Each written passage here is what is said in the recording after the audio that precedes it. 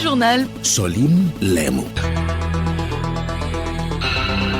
Auditeurs de Radio Lomé, bienvenue dans Radio Lomé, midi 30. Le sommaire pour commencer, les micro, petites et moyennes entreprises seront célébrées ce 27 juin 2025 dans le monde. Au Togo, la ministre en charge du commerce a adressé un message en prélude à la journée.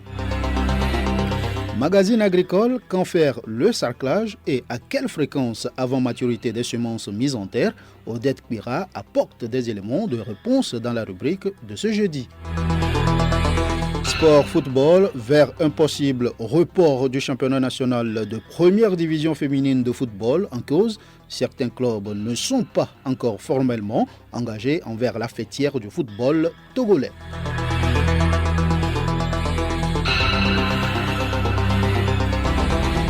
Radiolomé.tg.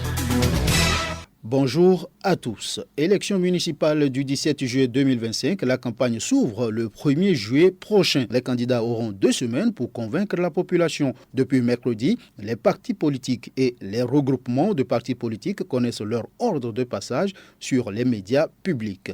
26 partis politiques et regroupements de partis politiques ont vu leur bulletin tiré par des volontaires pour déterminer leur ordre de passage sur Radio Lomé, Radio Kara et la TVT et dans le quotidien national Togo Presse. Une opération supervisée par Maître Sama Bocho, huissier de justice.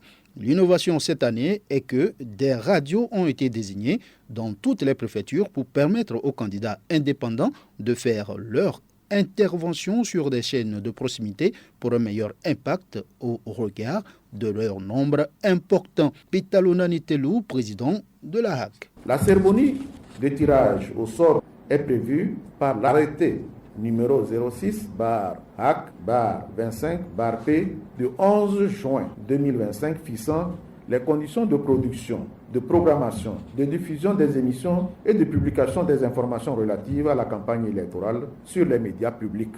Cet arrêté a été modifié hier, 24 juin, pour devenir l'arrêté numéro 015/HAC/25/P, donc du 24 juin 2025.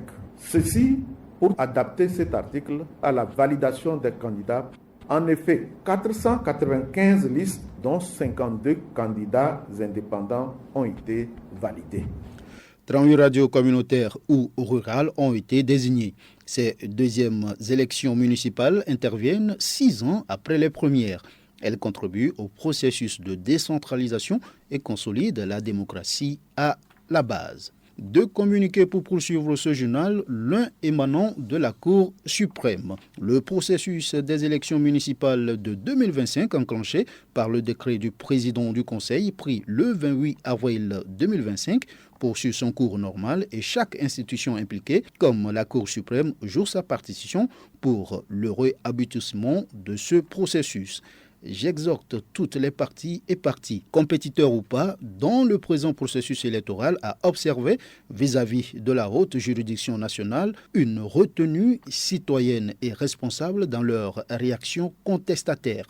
Pour ma part, j'assure à tous une prise en compte technique et impersonnelle de toutes les réclamations dans les délais légaux basés sur des motifs légitimes. Signé le président de la Cour suprême, Yaya Bawa Abdoulaye. L'autre communiqué nous vient du ministère en charge des ressources halieutiques et c'est avec Nabara Nafara Noudar. Le ministre d'État, ministre des Ressources halieutiques, animales et de la réglementation de la transhumance porte à la connaissance des éleveurs et de l'ensemble de la population togolaise qu'il organise en collaboration avec l'Organisation des Nations Unies pour l'alimentation et l'agriculture FAO une campagne de vaccination des animaux sur toute l'étendue du territoire national contre des maladies animales prioritaires dont 2 zoonoses. Cette campagne, dont le lancement officiel se fera à Sokodé, est organisée selon les modalités suivantes.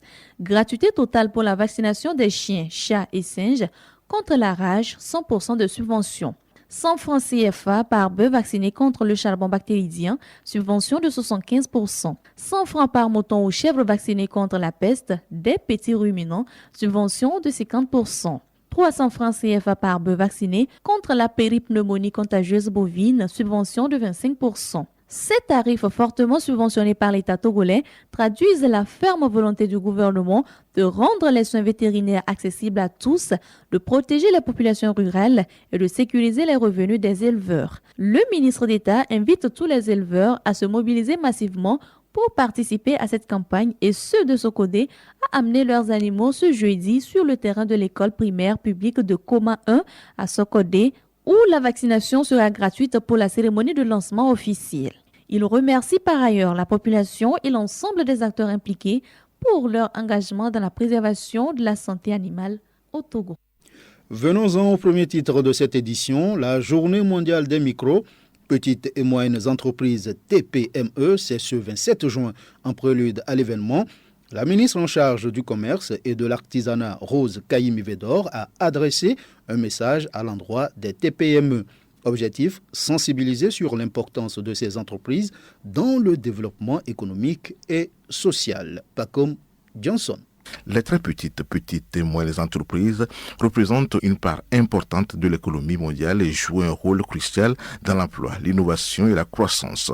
En instaurant cette journée dont le Togo est à la 3e édition, les Nations Unies mettent en lumière la contribution essentielle des TPME à la réalisation des objectifs de développement durable. Rose Kaimi-Vedor, ministre en charge du commerce, de l'artisanat et de la consommation locale. Les statistiques de la Banque mondiale indiquent que les très petites et moyennes entreprises contribuent à plus de 80% du secteur privé mondial et sont pourvoyeuses de 2/3 des emplois.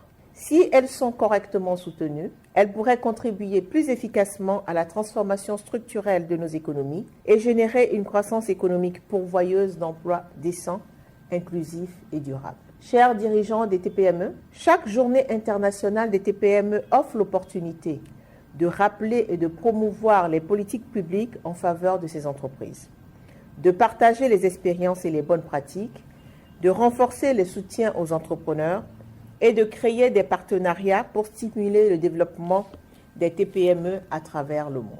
Au regard de l'importance de la contribution des TPME au développement socio-économique durable de notre pays, cette frange du secteur privé est au cœur de l'action gouvernementale. Les TPME sont au cœur de l'action gouvernementale depuis plusieurs décennies. Cette vision portée par le président du Conseil, son Excellence M. Faure Essanzimna Nyasingbe, est consignée dans la feuille de route gouvernementale. Faire du Togo un pays en paix, une nation moderne avec une croissance économique inclusive et durable, et mise en œuvre à travers la réforme R4 qui ambitionne de renforcer les mécanismes d'appui aux très petites et moyennes entreprises. C'est le lieu pour moi de rendre un hommage mérité au président du Conseil pour son leadership et pour les réformes profondes et audacieuses mises en œuvre en faveur du secteur privé en général et des TPME en particulier. Malgré ces efforts, les défis restent à relever. Malgré les efforts du gouvernement et de ses partenaires au développement pour créer un cadre propice au développement des TPME, celles-ci peinent toujours à ressortir véritablement tout leur potentiel parce que confrontées à plusieurs défis, notamment l'accès limité au financement et les problèmes de gouvernance. Ces contraintes ont été également soulevées dans le livre blanc des TPME remis au gouvernement le 27 février 2025. En rappel, la journée est à sa 3e édition au Togo. Elle sera célébrée sous le thème « Crédit bail et financement durable, un levier pour accélérer la formalisation et le financement des TPME ». Pas comme Johnson, des directeurs administratifs et financiers des ministères sont en formation depuis hier à Lomé. Ils actualisent leurs connaissances pour mieux contrôler les ressources internes des institutions de l'État. Une initiative de la Cour des comptes avec la collaboration de la coopération allemande GIZ. Rebecca Kogomna. Pendant une semaine, directeurs administratifs et financiers, responsables de programmes des ministères passeront tour à tour en groupe pour apprendre l'utilisation des outils d'élaboration et de l'évaluation, de contrôle interne et d'audit interne. Edo comme l'envie, inspecteur vérificateur à la Direction générale du Trésor. On va expliquer les outils de contrôle interne et aussi les outils d'évaluation, c'est-à-dire les outils d'audit interne. Il faut d'abord le contrôle interne. Il s'agit des dispositifs qui sont là. On demande les procédures, les suivre. L'audit interne vient maintenant pour évaluer si ce qui est demandé d'appliquer, est-ce que ça a été vraiment appliqué. Donc c'est des objectifs qui sont là et on a établi les contrôles, les dispositifs pour que les ressources utilisées arrivent à réaliser efficacement les objectifs. Plusieurs thématiques seront passées en revue et à l'issue des échanges, les participants seront capables d'utiliser cet outil efficace qu'est la bonne gouvernance afin d'assurer le développement du pays. Edo comme l'envie. Aujourd'hui, on voudrait les sensibiliser à la mise en place du contrôle interne pour recenser leurs risques, les risques afférents à leurs activités, les recenser et mettre en place un service d'audit interne pour pouvoir évaluer leurs pratiques. Donc, le résultat attendu, c'est que ces responsables de programme, ces directeurs administratifs et financiers puissent appréhender, puissent comprendre que c'est que contrôle interne, ce que c'est que audit interne et leur finalité, leur contribution au développement du pays. Cet atelier organisé par la Cour des comptes a reçu un appui financier de la coopération allemande GIZ. Le concours Award Flambeau a connu son apothéose hier à Lomé. Il a réuni plusieurs universités. Les participants regroupés en équipe se sont prêtés à l'exercice de présentation de projets. L'objectif est d'inciter les étudiants à l'entrepreneuriat. Pour cette édition, ils étaient 5 équipes à compétir. Reportage, Gédéon Agbobli d'Oignon, Léontine Atogima. Bienvenue aux Awards du Flambeau. Le concours Awards Flambeau est une compétition interuniversitaire dans laquelle les seniors partagent leur expertise avec les étudiants en les mettant en situation d'entrepreneuriat. Christophe Amados, président du jury. Le Flambeau est une initiative internationale. C'est une génération de personnes expertes, seniors, qui ont décidé d'être proches de la génération qui suit immédiatement, transmettre tout notre savoir. Ce concours consiste à monter des projets et à les pitcher. Ces pitchs étaient hier un vrai bras de fer. 3 tomates à 500 francs, 4 piments verts à 50, un bol de maïs à 1000 francs. Le constat est clair. Yaobi vit dans un village mais n'a pas d'électricité. C'est pour solutionner le problème de Yaobi que nous sommes là, nous nous sommes proposés de mettre en place ce projet-là. L'envoi de ces fertilisants est à l'instant donné. Je prends par exemple la tomate a 3 étapes de développement. Au début, une semaine et la prochaine semaine et puis les 1 mois qui vont suivre. Donc à chacune de ces étapes. Les participants n'ont pas manqué d'exprimer leur enthousiasme après cet exercice. Notre présentation aujourd'hui, nous-mêmes on ne croyait même pas être à la première place. Nous espérons qu'après avoir fait cette présentation, que voilà, tous les membres du gouvernement qui étaient là présents puissent vraiment porter la main afin que ce projet puisse voir le jour. Les promoteurs d'Awards Flambeau promettent de mettre à la disposition des jeunes porteurs de projets leur réseau de contacts et un fonds de démarrage. Christophe Amados que nous retrouvons. On va déjà leur mettre le fonds disponible en fonds propres. On a des cadres dans la titrisation, dans les grandes banques de la place internationale et cet accompagnement n'a pas de prix. Cette première édition s'est achevée en toute beauté sur un rythme de la musique urbaine.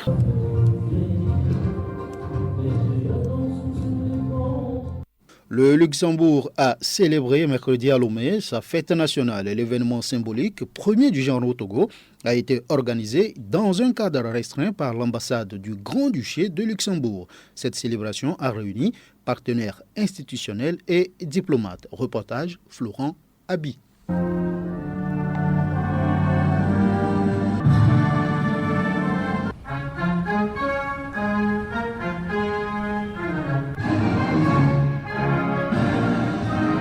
Les 2 hymnes nationaux exécutés, signe de coopération entre les 2 pays, l'ambassadeur de Luxembourg au Togo a rappelé les liens d'amitié entre les 2 peuples.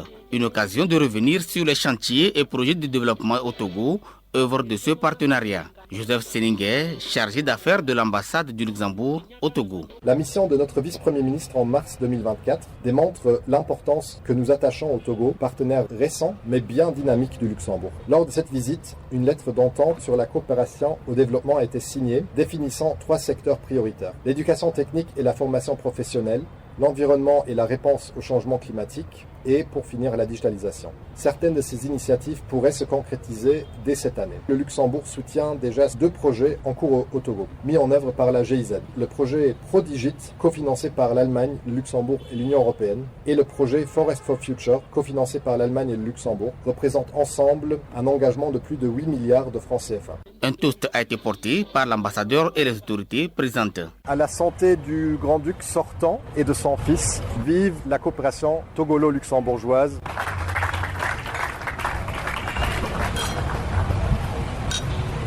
Les relations entre le Luxembourg et le Togo ont été scellées à Lomé depuis janvier 2024.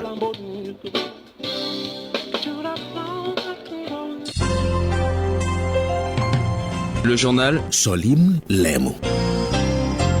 À l'international, la Côte d'Ivoire est considérée comme un pays de transit du trafic international de drogue. Les saisies concernant principalement cannabis, mais aussi les médicaments de la rue détournés de leur usage et de la cocaïne. Le cannabis est la substance la plus fréquemment saisie selon la direction de la police des stupéfiants et des drogues. Mais en parallèle, on constate la présence de médicaments détournés. 438 tonnes ont été saisies l'année dernière selon les données du comité interministériel de lutte antidrogue CILAD.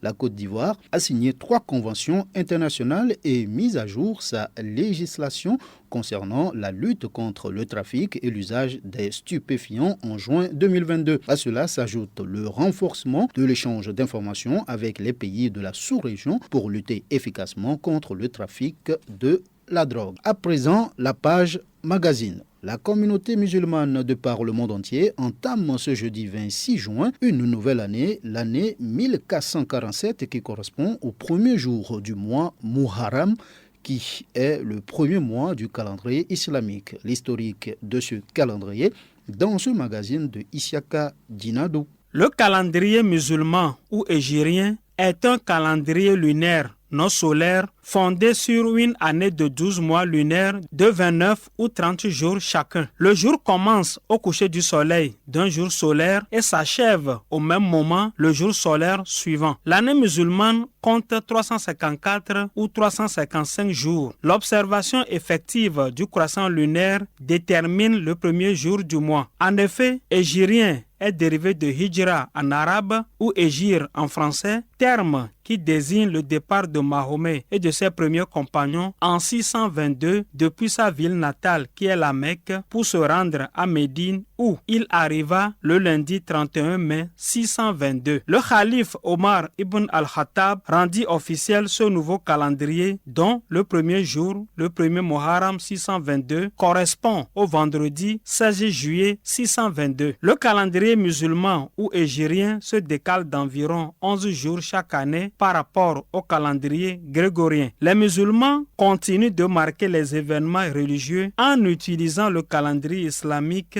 ainsi que les anniversaires historiques liés à la vie du prophète Mohammed. Ce calendrier revêt une signification religieuse en islam. Bonne et heureuse année 1447 à tous les musulmans.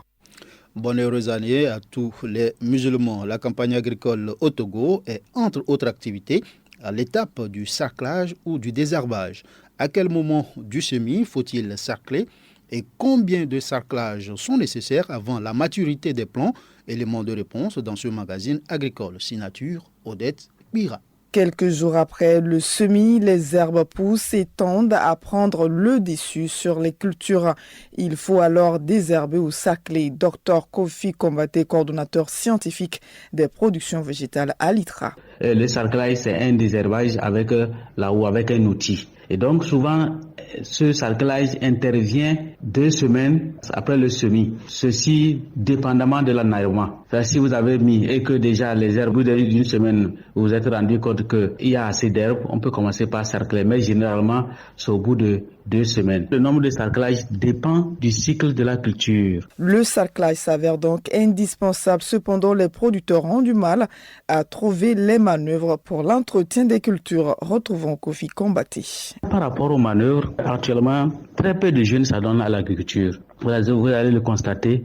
La plupart des jeunes se débrouillent pour pouvoir avoir une moto et rester en ville faire ce qu'on appelle communément moto-taxi. Donc, ça fait que au niveau de l'agriculture, c'est difficile à avoir des manœuvres. Actuellement, 400 mètres carrés, vous allez dépenser un minimum de 2000 pour sarcler. Et en plus de ça, il y a des localités, quand vous obtenez un manœuvre, il va vous dire qu'en plus de 2000, c'est vous qui allez le nourrir et le jour et la nuit. Ça dépend des localités. Le désherbage ou le sarclage est nécessaire pour la croissance des cultures. Il est important de faire ces prévisions dans le calendrier cultural.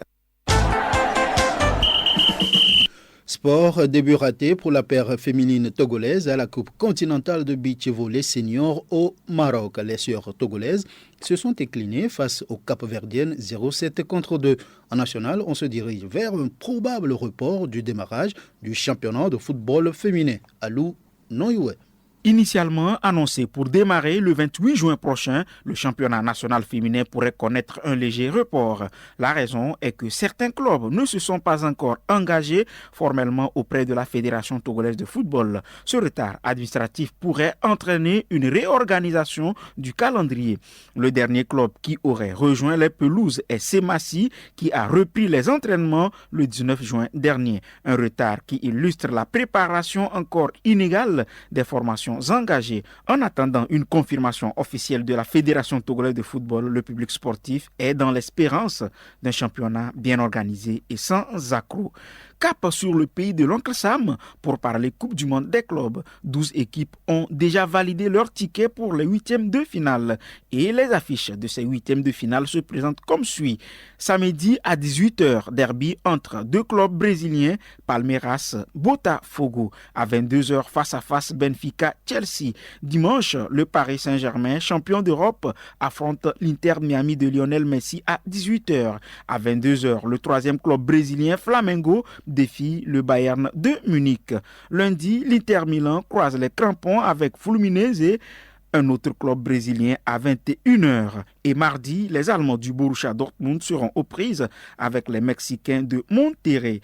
Les deux dernières affiches seront connues à l'issue des derniers matchs dans les groupes G et H. Et pour finir, championnat continental de beach volley à Martil au Maroc. Les beach volleyeuses togolaises ont été battues 2-7-0 face à la solide paire capverdienne. Sur la plage de Martil, les capverdiennes, fortes de leur expérience au tournoi lusophone de Portugal, ont dominé les sœurs togolaises 21-16 en première partie et 21-14 en deuxième manche. Le prochain match du Togo, c'est contre le pays hôte, le Maroc. Et puis le taux matinal tirage numéro 310 de ce jeudi 26 juin 2025. Les 5 premières boules, ce sont 12, 66, 47, 34, 39. Je reprends pour vous. 72, 66, 47, 34, 39. Et puis les 5 dernières boules, 10, 36, 79, 57, 16. Et je reprends 10, 36, 79, 57 et 16.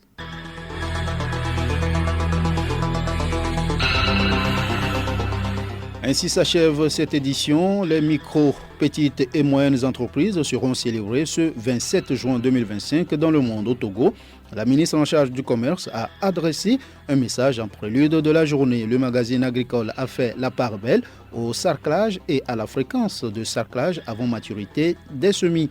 Sport football vers un possible report du championnat national de première division féminine de football. En cause, certains clubs ne se sont pas encore formellement engagés vers la fêtière du football togolais. Merci pour votre fidélité d'écoute depuis Mongo et partout ailleurs.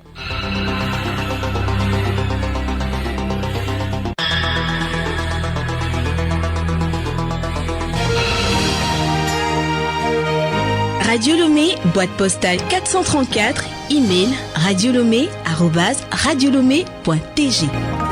radiolomé.tg